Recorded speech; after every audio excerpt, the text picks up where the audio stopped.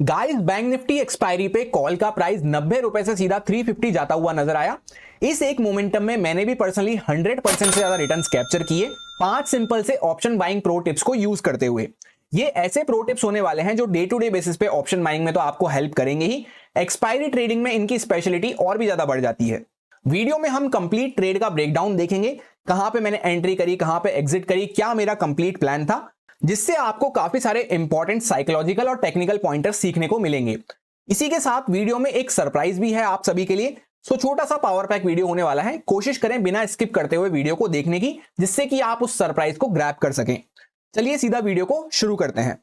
सबसे पहला पॉइंट जो ऑप्शन बायर को जरूरी है वो ये है कि ऑप्शन सेलर कहां पे डरना चालू करेगा, क्योंकि जब ऑप्शन सेलर डरेगा तभी एक फास्ट मोमेंटम हमें देखने को मिलेगा। जैसे दो एग्जांपल आपके सामने यहां पे प्रेजेंट है, दो चार्ट हैं जो दोनों की दोनों 100 पॉइंट का यहां पे मूव करते हुए नजर आते हैं। एक चार्ट है जो 5 मिनट के अंदर में 100 पॉइंट का मूव कर देता है, दूसरा चार्ट जो है ये 2 घंटे के अंदर में जाके 100 पॉइंट का मूव करता है। तो ये जो पहला चार्ट है इसमें प्रीमियम हमारा तेजी से बढ़ता हुआ नजर आएगा, और ये कब होता है, जब ऑप्शन सेलर डरता हुआ नजर आता है। सो हमें हमेशा उस टाइप के मोमेंटम पे फोकस करना चाहिए जहां पे ऑप्शन सेलर डरता हुआ नजर आए, प्रीमियम हमारा तेजी से बढ़ता हुआ नजर आए। जैसे यहां पे आप देखेंगे इस टाइप के होते हैं बड़े मूव, ऑप्शन बाइंग के मूव, जहां पे ऑप्शन बाइंग में हमें काफी ज्यादा बेनिफिट देखने को मिलता है। वहीं पे जो इस तरह के जिगजैग मूव होते हैं, धीरे धीरे करते हुए मार्केट ऊपर जा रहा है, इसमें हमें उतना ज्यादा प्रॉफिट देखने को नहीं मिलता है ऑप्शन बाइंग में, और ये हमें उतना प्रॉफिटेबल भी नहीं बना सकते हैं, और बल्कि इसमें कहीं ना कहीं हमारी दिल की धड़कनें तेज होती रहती है। इसके बाद सेकंड पॉइंट रहता है कि भले ही हमें ऑप्शन बाइंग करना हो या दुनिया का कोई भी टास्क करना हो, उसको सबसे पहले प्लान करना जरूरी है। सबसे पहले जब वो चीज हमारे माइंड में होगी, हमारे माइंड में उसका एग्जीक्यूशन होगा, तभी हम उसको रियल लाइफ में एग्जीक्यूट कर सकते हैं। ऑप्शन बाइंग ही नहीं, ट्रेडिंग के अलावा, मार्केट के अलावा नॉर्मल लाइफ में भी आप इसको यूज करके देख सकते हैं। सबसे पहले आपको उसको माइंड में प्लान करना पड़ेगा, अचीव करना पड़ेगा, तभी आप उसको रियल लाइफ में अचीव कर पाएंगे। तो प्लान करने के लिए सबसे पहले हमने क्या डिस्कशन किया था आज के लिए बैंक निफ्टी एक्सपायरी के लिए। सबसे पहले अगर आप यहां पे देखेंगे, पहला पॉइंट क्या हो जाता है प्लान करने के लिए, आपको ये चेकआउट करना है कि क्या यहां पे कोई बड़े बड़े मूव होते हुए नजर आए हैं रिसेंटली, जो कि आपको देखने को मिलेगा। हाँ, यहां पे नीचे का भी एक अच्छा मूव हुआ, ऊपर की साइड का भी एक अच्छा मूव हुआ। दूसरा पॉइंट आपको क्या चेकआउट करना है कि एक दिन पहले का मोमेंटम कैसा था। एक दिन पहले आपको देखने को मिलेगा यहां पे मार्केट थोड़ा सा जिगजैग वॉलेटाइल बना हुआ था, पहले बड़े बड़े मूव कर रहा था, उसके बाद यहां पे मार्केट एक दिन पहले वॉलेटिलिटी को श्रिंक करता हुआ नजर आया है। पहले कहीं ना कहीं इतने बड़े पॉइंट्स में हम कारोबार कर रहे थे, अब इतने से पॉइंट्स में हमने कारोबार किया है। सो ये दोनों पॉइंट हमें क्या शो करते हैं कि ऑलरेडी बड़े बड़े मूव हो चुके हैं, तो यहां पे बड़े मूव का कोई स्कोप नहीं है। दूसरा, मार्केट ऑलरेडी कंफ्यूज बना हुआ है और वॉलेटिलिटी को भी थोड़ा सा श्रिंक करता हुआ जा रहा है। इसी बेसिस पे मैंने आपको बैंक निफ्टी एक्सपायरी के लिए सिंपल सा प्लान ये शेयर किया था कि अगर मार्केट फ्लैट प्राइस के आसपास ओपन हो जाता है, यहीं कहीं पे हल्का फुल्का ऊपर नीचे इसी जोन में, तो यहां पे मार्केट थोड़ा सा जिगजैग बना रह सकता है, जहां पे नीचे गया तो वापस ऊपर आ जाएगा, ऊपर गया तो वापस नीचे आ जाएगा। इस तरह के मोमेंटम हमें देखने को मिलेंगे। तो हमारा प्लान जो था, मेजर माइंडसेट जो था, वो एकदम क्लियर था कि यहां पे हमें छोटे मूव्स के लिए प्लान करना है और जिगजैग मूव्स के लिए प्लान करना है। अब ये जो जिगजैग मूव है, इसमें हम कैसे प्लान करते हुए चल सकते हैं अपनी ट्रेड, उसके लिए थर्ड पॉइंट हम डिस्कस करने वाले हैं। सबसे पहले, जैसे मैंने आपको एनालिसिस के टाइम शेयर किया था, एक छोटी सी क्लिप मैं आपके लिए यहां पे प्रेजेंट कर दूंगा, जिससे कि आपको सारी बातें रिकॉल हो जाए। और वैसे दो बड़े बड़े मूव ऑलरेडी हो चुके हैं रिसेंटली यहां पे, जिसमें एक तो हमने इसी वीक करा है मंडे को, यहां पे काफी बड़ा मूव करते हुए नजर आए हैं। तो कल के दिन वापस से कोई बहुत बड़ा मूव हो जाए उसके चांसेस वैसे तो कम हो जाते हैं। अब कल के लिए अगर आप एंड में यहां पे चेकआउट करेंगे तो मार्केट ने जैसे 200 के लेवल का ब्रेकडाउन करा, वापस से ऊपर रिकवर करके ऊपर आ चुका है। तो अगर कहीं ना कहीं वापस से 200 के नीचे गैप डाउन वगैरह खुल जाता है, नीचे आ रहा है, तो हम सेलिंग में ही प्लान रखते हुए चल सकते हैं। जहां पे सबसे बेकार केस रहेगा कि मार्केट हल्का फुल्का ऊपर नीचे यहीं पे फ्लैट खुल जाता है। उसमें क्या होगा, अभी जैसे मार्केट यहाँ पे जिगजैग बना हुआ है, तो ये हमारा जिगजैग वाला एरिया है, फिर मार्केट यहाँ पे थोड़ा सा कंफ्यूज रह सकता है, ऊपर गया तो नीचे आ गया, नीचे गया तो ऊपर आ गया। उसके लिए हम प्लान करते हुए चल सकते हैं। मैंने आपको ये शेयर किया था कि ओवरऑल तो हमारा जो मेजर माइंडसेट है वो जिगजैग के लिए है, पर उसमें हम इंट्राडे में ट्रेड ऐसे प्लान कर सकते हैं, जैसे मार्केट ने यहाँ पे एक्जैक्टली 200 के लेवल का ब्रेकडाउन करा, ये हमारा 200 का लेवल था, इसको ब्रेकडाउन करा कुछ पॉइंट्स और वापस से मार्केट इसके ऊपर आ गया है। तो अगर कहीं ना कहीं फ्लैट खुल के वापस से मार्केट 200 के लेवल के नीचे आता है, तब वो कंटिन्यू सेलिंग में जा सकता है, कुछ पॉइंट्स हमें सेलिंग में देखने को मिल सकते हैं।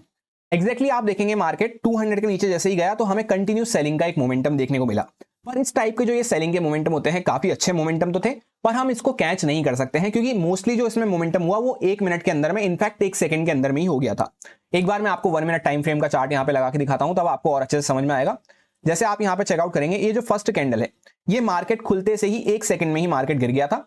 उसी के साथ जो हमें मोमेंटम देखने को मिला वो देखने को मिला। उसके बाद यहाँ पे जिगजैग करता हुआ मार्केट धीरे धीरे नीचे आया। अब इस थर्ड पॉइंट में कैसे हम ट्रेड प्लान कर सकते हैं, उसके लिए हमने प्लान कैसे रखा था कि मार्केट 200 के नीचे आता है तो यहाँ पे थोड़ा सा सेलिंग का मोमेंटम मिल सकता है, पर वो तो हमारा एग्जीक्यूट होता हुआ नजर नहीं आया, क्योंकि ऑलरेडी मार्केट एक टिक के साथ ही नीचे चला गया। तो अब हम यहाँ पे सेल तो नहीं कर सकते। हमें क्या करना होगा, जैसा हमने ब्रॉड माइंडसेट देखा था कि जिगजैग हो सकती है, तो अब हमें कहीं ना कहीं बाइंग के लिए प्लान करते हुए चलना होगा। सो एग्जैक्टली जैसा हमारा प्लान था उस अकॉर्डिंग मार्केट जिगजैग भी करता हुआ नजर आया पूरे दिन। और जैसे हमने कंडीशन डिस्कस करी थी कि उसमें भी हम कैसे ट्रेड प्लान कर सकते हैं, 200 के नीचे आते ही मार्केट में सेलिंग देखने को मिल सकती है, वो भी हमें देखने को मिली, पर ये हमारे कैप्चर करने लायक नहीं थी। तो अब हमें यहां पे बाइंग के लिए प्लान करते हुए चलना होगा। जहां पे ये जो कैंडल आप देख रहे हैं 921 के आसपास की कैंडल है, यहां से लेकर ऑलमोस्ट 930 के आसपास, इस जोन में मैंने अपनी सारी पोजीशन को यहां पे एक्यूमुलेट किया है। कौन सी पोजीशन? कॉल साइड की पोजीशन को। उसके बाद इमीडिएटली मुझे काफी अच्छा मूव देखने को मिला है। ये जो पूरी मैंने यहां पे बाइंग की पोजीशन बनाई इस जोन में, इसमें जो मात्र मेरा स्टॉप लॉस बन रहा था वो ये राउंड नंबर 51,000 के लेवल के नीचे बन रहा था। इसके नीचे मैंने स्टॉप लॉस क्यों रखा, उसके पीछे की कंप्लीट साइकोलॉजी को ध्यान से समझना। सबसे पहले मार्केट यहां पे 320 के आसपास से मोमेंटम करता हुआ आ रहा है, कंटिन्यू मोमेंटम करा, उसी फेवर में गैप डाउन खुल गया, उसी फेवर में कंटिन्यू जा रहा है, फिर और कंटिन्यू चलता हुआ जा रहा है। ऐसे करते करते ही हम इंपॉर्टेंट 51,000 के साइकोलॉजिकल लेवल के आसपास पहुंचने वाले हैं। और ये बात मैंने आपसे कई बार कह रखी है, कल एनालिसिस में भी शेयर करी थी कि राउंड नंबर लेवल्स और ऑप्शन सेलर्स की पोजीशन काफी इंपॉर्टेंट हो जाती है। तो इतनी दूर से हम चलते चलते आ रहे हैं, डायरेक्टली इसको ब्रेक डाउन तो नहीं कर सकते हैं। और अगर market by chance break down कर भी देता तो वापस से ऊपर आ सकता था, ब्रेकडाउन फेलियर में कन्वर्ट हो जाता है, क्योंकि दूर से चलते चलते जो ब्रेकडाउन होता है वो जनरली इसी वजह से ब्रेकडाउन फेलियर में कन्वर्ट हो जाता है। जैसे अगर आप यहाँ पे साइकोलॉजी समझने की कोशिश करेंगे तो यहाँ पे मार्केट पहले होल्ड कर रहा था, कुछ लोगों ने यहाँ पे कॉल सेलिंग करना स्टार्ट किया होगा। उसके बाद मार्केट गैप डाउन खुला, उनको अच्छा प्रॉफिट दिखा, यहाँ पे और बड़ी सी कैंडल बनी, तो जो भी लोग सब ऑप्शन सेल करते हैं वो यहाँ पे कॉल सेलिंग करना स्टार्ट कर दिए होंगे इन लेवल्स के आसपास, ये सोचते हुए कि मार्केट नीचे जा रहा है। या दूसरा जो न्यू ट्रेडर्स वगैरह होते हैं वो यहाँ पे पुट बाय करना चालू कर दिए होंगे कि मार्केट नीचे आ रहा है करके, और यहाँ से ब्रेकडाउन करता हुआ ही चला जाएगा।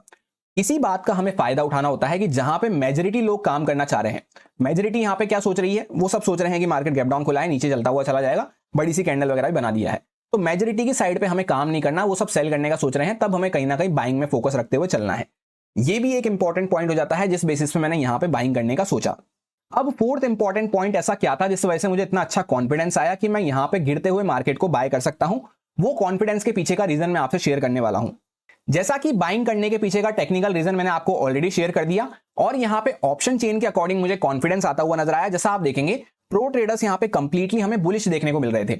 ये फ्यूचर एंड ऑप्शंस की नेट एक्टिविटी है सारे ट्रेडर्स की, जहां पे रिटेलर्स कंप्लीटली बियरिश माइंडसेट से देखने को मिल रहे थे। कल का ये डेटा है कि कल मार्केट क्लोजिंग के बाद किस तरह से डेटा निकल के आया, यानी आज 11 तारीख के लिए 10 तारीख का ये डेटा है कि 11 तारीख के लिए लोग अपना किस तरह से माइंडसेट बना के गए हैं, किस तरह से पोजीशन बना के गए हैं। तो ये कंप्लीटली बियरिश पोजीशन के साथ गए थे, इनकी तरफ से कोई खास वॉल्यूम्स नहीं थी, डीआईआई की तरफ से, एफआईए की तरफ से भी कोई खास वॉल्यूम्स नहीं थी। पर ये सबसे इंपॉर्टेंट क्या था, ये प्रो ट्रेडर्स, ये हमें यहाँ पे बुलिश माइंडसेट से देखने को मिल रहे थे। स्पेशली एक्सपायरी डे के दिन पे आप अपनी ऑप्शंस ट्रेडिंग में काफी ज्यादा हेल्प ले सकते हैं ऑप्शन चेन की। बाकी लोगों का किस तरह से माइंडसेट बन रहा है, बड़े लोगों का किस तरह से माइंडसेट बन रहा है, उनकी हेल्प ले सकते हैं। तो उसी बेसिस पे मेरे को यहाँ पे और भी कॉन्फिडेंस आता हुआ नजर आया, और मेरा एनालिसिस भी उसी साइड पे मेरे को इंडिकेट कर रहा था कि हाँ मार्केट जिगजैग कर सकता है, सेलिंग का ऑलरेडी मूव हो चुका है, तो वहां पे अब मुझे कहीं ना कहीं बाइंग में प्लान करते हुए चलना है। साइकोलॉजिकल लेवल 51,000 का भी पास में आने वाला है, और ऑलरेडी ऊपर से हम सेलिंग में चलते हुए आ रहे हैं। उसी के साथ इसने मुझे डबल कंफर्मेशन दे दिया, जिस बेसिस पे मैंने काफी अच्छी क्वांटिटी में वहां पे बाइंग करी, एकदम बॉटम प्राइस के आसपास। सो इस तरह से आप ऑप्शन चेन की हेल्प लेते हुए चल सकते हैं अपने एनालिसिस के साथ साथ, जिससे कि आपको डबल कंफर्मेशन मिल जाए। प्राइस एक्शन के साथ साथ आप इसको इंक्लूड करके देख सकते हैं। रिसेंटली जो मैंने आपसे एनालिसिस वाली वीडियो एक शेयर करी थी कि कैसे करके मैं एनालिसिस करता हूं, उसमें काफी लोगों का ये कमेंट आया था कि सर आप जो ये शीट में डेटा देखते हो, ये डेटा हमें भी चाहिए।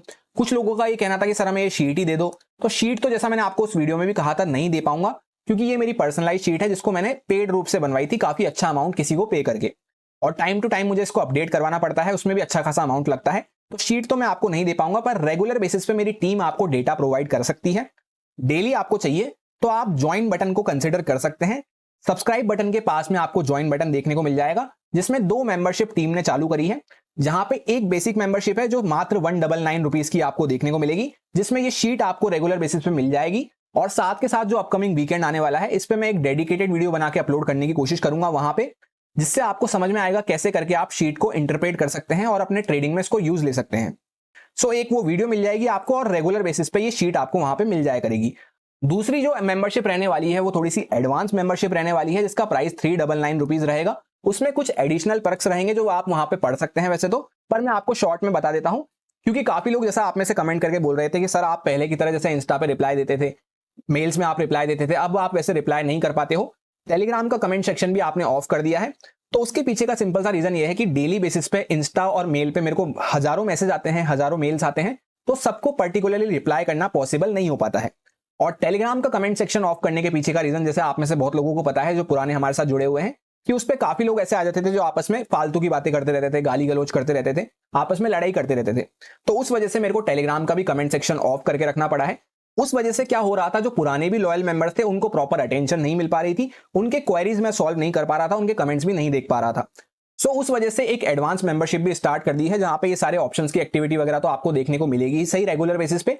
साथ के साथ जो भी आपके क्वेरीज रहते हैं, जो भी आपके कमेंट्स रहते हैं, वो आपको प्रायोरिटी बेसिस पे रिप्लाई मिल जाया करेंगे। और कोई ऐसी क्वेरी रहती है, कोई ऐसा आपका डाउट रहता है जो कमेंट में रिप्लाई करके मैं नहीं सॉल्व कर पाऊंगा, तो उसके ऊपर पर्टिकुलर वीडियो बना के मैं मंथली बेसिस पे या वीकली बेसिस पे आपको शेयर कर दिया करूंगा, जिससे कि आपका डाउट और आपकी क्वेरी सॉल्व हो सके। और जो मेजॉरिटी क्वेरी रहेगी वो हम जल्दी से पिक करने की कोशिश करेंगे। सो सिंपली अगर आपको डेटा चाहिए सिर्फ, तो आप बेसिक मेंबरशिप को कंसिडर कर सकते हैं चैनल की। और अगर आपको वहां पे प्रायोरिटी चाहिए, आपको रिप्लाई भी चाहिए कमेंट के, आपको कोई क्वेरी वगैरह है, कोई डाउट्स वगैरह है, और थोड़ा सा एडिशनल पर्क्स आप चाहते हैं, तो आप एडवांस वाली मेंबरशिप को कंसिडर कर सकते हैं। दोनों ही मेंबरशिप के अपने अपने पर्क्स हैं और अपने अपने प्राइस हैं, पर दोनों ही प्राइस को इतना नॉमिनल और इतना मिनिमम मैंने रखने की कोशिश करी है, जिससे कि किसी की पर्टिकुलर पर्सन की पॉकेट पे भी ज्यादा लोड ना पड़े और उसको अच्छे से उसके ज्यादा जितना वो पे कर रहा है उससे कई ज्यादा उसकी वैल्यू मिल सके। बाकी सब कुछ जो एज इट इज चल रहा है वो फ्री ऑफ कॉस्ट चलता रहेगा। जो भी सर्विसेज आपको मिल रही हैं, जो भी नॉलेज, जो भी लर्निंग्स आपको मिल रही है, वो सब चलता रहेगा। पर जिसमें एडिशनल टाइम मेरा लगने वाला है और टीम का एडिशनल टाइम लगने वाला है, उसमें बस आपको एक नॉमिनल चार्जेस पे करने होंगे, जो कि बहुत ही लाइट रखे गए हैं, मंथली बेसिस पे आपको दे देने होंगे। सो अच्छा लगे आपको तो आप उसको कंसिडर कर सकते हैं। यही आपके लिए एक सरप्राइज था। काफी लोग आप में से डिमांड कर रहे थे कि सर आपसे पर्सनली बात करनी है, तो वहां पे आप बात भी कर सकते हैं एडवांस मेंबरशिप लेके, जहां पे प्रायोरिटी बेसिस पे आपको रिप्लाई मिल जाएंगे आपकी क्वेरीज के। और रिप्लाई में सॉल्व नहीं हो पाएगी क्वेरी तो वीडियो बना के अपलोड कर दी जाएगी एक पर्टिकुलर आपके लिए डेडिकेटेड। और बेसिक मेंबरशिप में आप ये डेटा वहां पे चेकआउट कर सकते हैं। डेटा के रिगार्डिंग भी आप में से बहुत लोगों के कमेंट्स आ रहे थे। सो होपफुली मैंने और मेरी टीम ने आपकी प्रॉब्लम को सॉल्व कर दिया है। अब हम लोग आ चुके हैं फिफ्थ इंपॉर्टेंट पॉइंट पे, जहां पे सबसे पहले ये 51,100 का कॉल आपको देखने को मिल रहा है और ये बैंक निफ्टी का चार्ट आपको देखने को मिल रहा है, जिसको 1 मिनट टाइम फ्रेम पे दोनों को मैंने ओपन कर रखा है। यहां पे हम समझने वाले हैं कि किस बेसिस पे मैंने एंट्री प्लान करी, किस पे एग्जिट प्लान करी, क्या मेरा कंप्लीट माइंडसेट था, वो सब आपको यहां पे समझ में आएगा। सबसे पहले जैसा आप देखेंगे, एक इंपॉर्टेंट पॉइंट आपको यहां पे क्या सीखने को मिल रहा है कि यहाँ पे प्रीमियम का चार्ट कितना ज्यादा इंपॉर्टेंट हो जाता है वो देखना। सबसे पहले मार्केट गैप डाउन खुला बैंक निफ्टी का, कंटिन्यू फर्स्ट कैंडल में जो फॉल करा, उस वजह से आप देखेंगे तो यहाँ पे एक फर्स्ट कैंडल में हमें प्रीमियम में काफी अच्छा ड्रॉप देखने को मिल रहा है फर्स्ट मिनट के साथ ही। पर उसके बाद कहीं ना कहीं अगर आप ध्यान से चेकआउट करेंगे तो यहाँ पे आपको क्या देखने को मिल रहा है, मार्केट ये प्रीमियम का चार्ट यहाँ पे कंसोलिडेट करता हुआ नजर आ रहा है।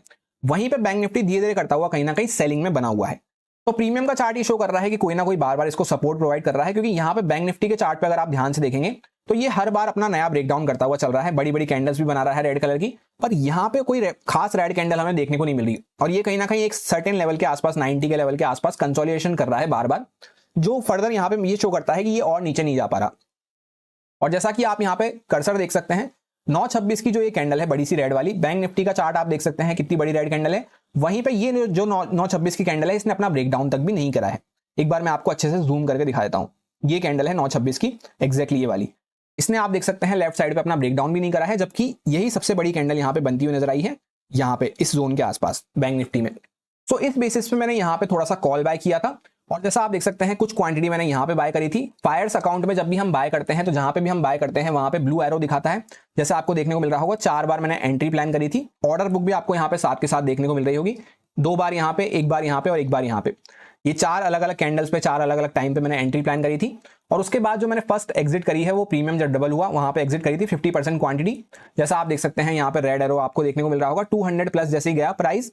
चारों की चारों जो एंट्री थी उसका एवरेज अगर हम देखते हैं तो ऑलमोस्ट 95 के आसपास का एवरेज था। 200 के ऊपर जैसे ही प्राइस गिरा वहां पे 50% क्वांटिटी मैंने बुक कर दी, और रिमेनिंग 50% क्वांटिटी जो बच रही थी उसमें से 25% क्वांटिटी मैंने यहाँ पे बुक करी है। जब वापस से क्या हुआ कि मार्केट एक यहाँ पे हाई लगाया, 250 के आसपास तक प्राइस गया, उसके बाद धीरे धीरे करते हुए कंसोलिडेशन करने आया, तो 50% क्वांटिटी को मैं यहाँ पे ट्रेल कर रखा था 150 के लेवल के आसपास। फिर दोबारा से शार्प मोमेंटम के साथ ये ऊपर निकलने की कोशिश करा बड़े बड़े कैंडल्स के साथ, पर इसको अपने हाई को क्रॉस नहीं कर पाया। तो जब भी वापस से यहाँ पे रेजिस्टेंस लेकर रिटर्न होने लगा, तब यहाँ पे मैंने कुछ क्वांटिटी बुक करी, 25% क्वांटिटी, और बाकी की 25% क्वांटिटी इस वाली कैंडल पे मैंने यहाँ पे बुक कर दी। यानी 50% क्वांटिटी इस कैंडल पे करी है, बाकी 25 यहाँ पे, 25 यहाँ पे। उसके बाद आप देखेंगे तो जैसा बैंक निफ्टी का चार्ट यहाँ पे साइड में राइट में रुकता हुआ नजर आया, तो जैसे ही ये रुकने चालू होगा, प्रीमियम हमारा गलना चालू होगा, तो ये प्रीमियम गलना चालू हो गया था यहाँ पे। फिर वापस से एक बैंक निफ्टी में ब्रेकआउट हमें देखने को मिला, तो उस टाइम पे ये और तेजी से बढ़ता हुआ नजर आया, और उसके बाद अल्टीमेटली कहीं ना कहीं ये नीचे आके पूरा भी जीरो के आसपास एकदम क्लोज हुआ है। यहाँ पे नीचे आप देखेंगे तो गलता ही गया, ऑलमोस्ट यहाँ पे जीरो के प्राइस के आसपास आके क्लोज हुआ है। अब हम लोग आ चुके हैं वापस से बैंक निफ्टी के चार्ट पे। जैसा आप देखेंगे यहाँ पे वी शेप रिकवरी हुई तो उसके बाद मार्केट यहाँ पे जिगजैग करता हुआ नजर आ रहा है, और इस पॉइंट को मैंने आपको कई बार शेयर कर रखा है। उसके बाद आप अगर यहाँ पे इंट्राडे बेसिस पे देखेंगे तो यहाँ पे भी आपको क्या देखने को मिल रहा है, प्रॉपर एक वी शेप रिकवरी होती हुई नजर आई। यहाँ पे एक छोटी सी वी शेप रिकवरी हुई, उसके बाद जब मार्केट यहाँ पे रुकने लगा तब मैंने यहाँ पे कंप्लीट क्वांटिटी एग्जिट करी थी। एग्जिट करने के पीछे का सिंपल सा रीजन यही था कि एक तो पहले हमने प्लान ज्यादा बड़े मूव के लिए नहीं करा, क्योंकि ऑलरेडी बड़े बड़े मूव 2 दिन पहले ही होकर निपटे हैं। दूसरा, यहाँ पे भी प्रॉपर वी शेप रिकवरी होती हुई नजर आ चुकी जब, तो इसकी बेसिस पे मैंने यहाँ पे एग्जिट कर लिया है, क्योंकि मार्केट का यहाँ पे साइडवेज होने का टाइम आ चुका था।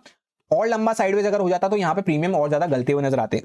तो उस बेसिस पे मैंने यहाँ पे एग्जिट करना पसंद करा। अगर ये थोड़ा प्राइस इस तरह से वेव्स बनाता हुआ जाता तब मैं थोड़ा और लंबा होल्ड कर सकता था, या फिर मेरा प्लान होता लंबा होल्ड करने के लिए। जहां पे पिछले कुछ दिनों में बड़ा मूव हुआ नहीं रहता तो मैं यहाँ पे लंबा होल्ड करता, पर दोनों ही कंडीशन मुझे यहाँ पे शो कर रही थी कि यहाँ पे बुक करके निकल जाना बेटर है। इसलिए सही टाइम पे हमें बुक करके निकलना भी जरूरी है, अपनी कंडीशंस के अकॉर्डिंग, अपने रिक्वायरमेंट्स के अकॉर्डिंग। अब हम ये सोचे कि ये मोमेंटम भी मैं कैप्चर कर लेता, तो ऐसा कभी भी नहीं हो सकता कि सारे मोमेंटम हम ही कैप्चर कर लें। जितना हमें मिल गया उतना हमारे लिए अच्छा रहता है, जो हमारा टारगेट मैट हो गया। इनफैक्ट मुझे तो टारगेट से कई ज्यादा देखने को मिला। सो ये जस्ट एक ट्रेड एनालिसिस था, जिससे कि आप एक साइकोलॉजी समझ सकें और इंपॉर्टेंट पॉइंट्स को समझ सकें।